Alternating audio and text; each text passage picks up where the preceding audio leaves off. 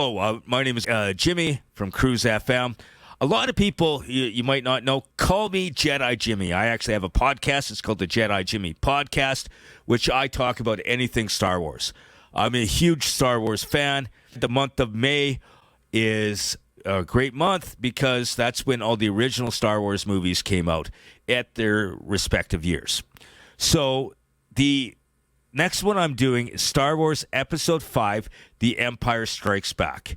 So the original release was May 21st, 1980. So it's 44 years old right now, and it's 2024.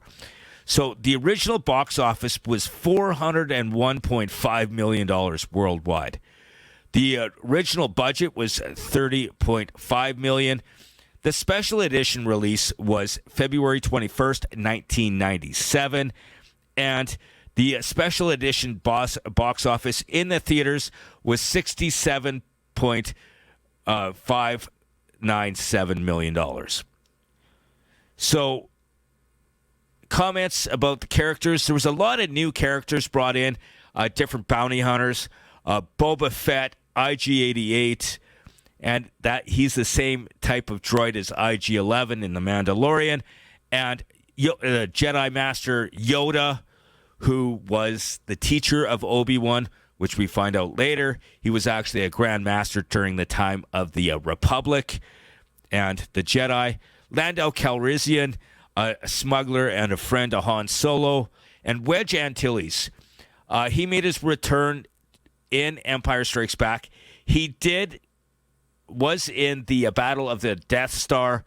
He was called Red 2 in the Battle of the Death Star, flying an X-Wing, and in the Battle of Hoth, so on Empire Strikes Back, he was Rogue 3.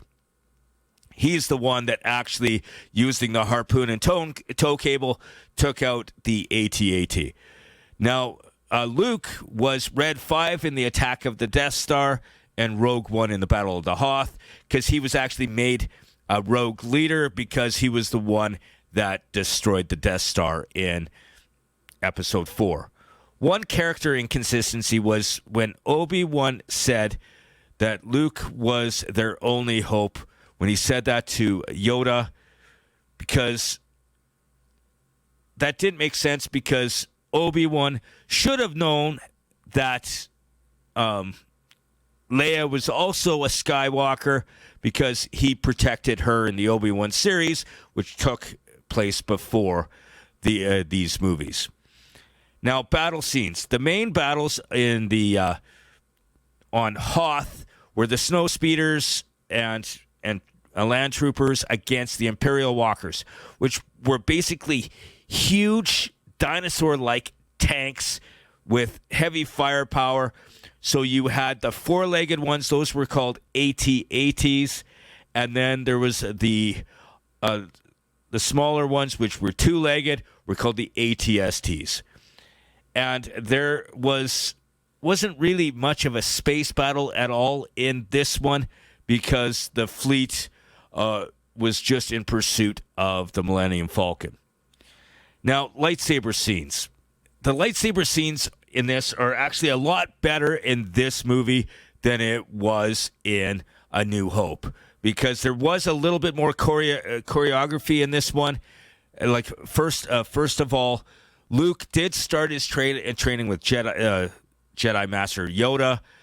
There was no lightsaber scenes then, but against Darth Vader, there was a lot. And actually, Bob Anderson was actually the sword master and did some of the choreography for the lightsaber scenes. But he was the stand-in for Darth Vader because of how huge David Prowse was.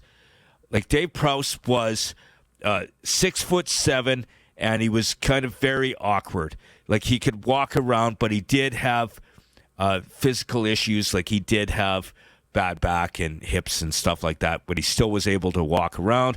So this Anderson guy did all the lightsaber scenes, and he was shorter than Prowse was. So they either did the scenes from lower angles. If you watch, you can see where they're shooting the lower angles, or the Anderson was also standing on stilts, short stilts at times. Now, the first lightsaber duel was in the carbonate chamber. Wow. You could tell that they were actually fighting. You could see strikes and blocks, and there was a lot of swinging, and it was actually kind of cool because Luke did use a lot more flips, dodges, jumps, which are very inherent with the lightsaber form. Ataru, which was actually Yoda's primary form, but you don't see that in these movies, which is also called Form 4. But in the second part, where they're in the other room connected to the carbonate chamber, Vader did start using the Force more to throw objects at Luke. So Luke was using more of an aggressive form, which was called Form 6, which was a mix of styles, more aggressive, and which he used to defend himself against the objects, as well as to protect himself against the lightsaber strikes. And the final part of the battle was actually Vader used a simple technique from Form 2, which was to parry Luke's sword and then take his hand. So that was actually Form 2, Form 3 technique. To break it down, the choreography was a lot better.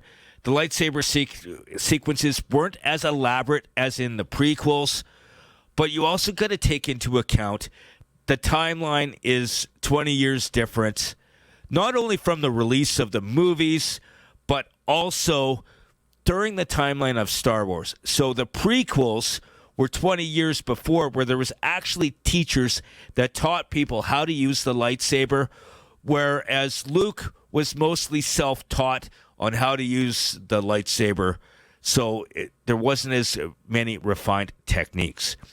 Special effects were awesome, from the some of the CGI work on Dagobah, from the battles on Hoth, but even in this one, Yoda still was a lot. In the special edition, was still a puppet, so he wasn't as like CGI like in the prequels, which you'll learn a little bit more later. My favorite quotes was Yoda asked Luke who he was looking for. Luke's response was, "A great warrior." Yoda's response was, "Wars don't make one great." I like that one. And also, Yoda, two more quotes from him. The size matters not. Look at me, judge me by my size, do you? And a Jedi uses the Force for knowledge and defense, never for attack. Now, my rating on the lightsaber scenes in this one was a 5 out of 6. 1 being good, 5 being bad, because they weren't as bad as the other ones, but the newer movies, the lightsaber sequences are better. And out of, when dealing with the film, 1 being good, 6 being bad as the ranking of the film, and this is good. This is actually my favorite of the Star Wars movies, was Empire Strikes Back, because it was just so cool. It still stands up even in comparison to all the other movies. The next one will be dealing with Return of the Jedi, and I'll be doing that one next. Size matters not. Look at me. Judge me by my size, do you? And where you should not. For my ally is the Force, and a powerful ally it is. Life creates it, makes it grow. Its energy surrounds us and binds us. Luminous beings are we, not this crude matter. You must feel the Force around you, here, between you, me, the tree, the rock, everywhere. Yes,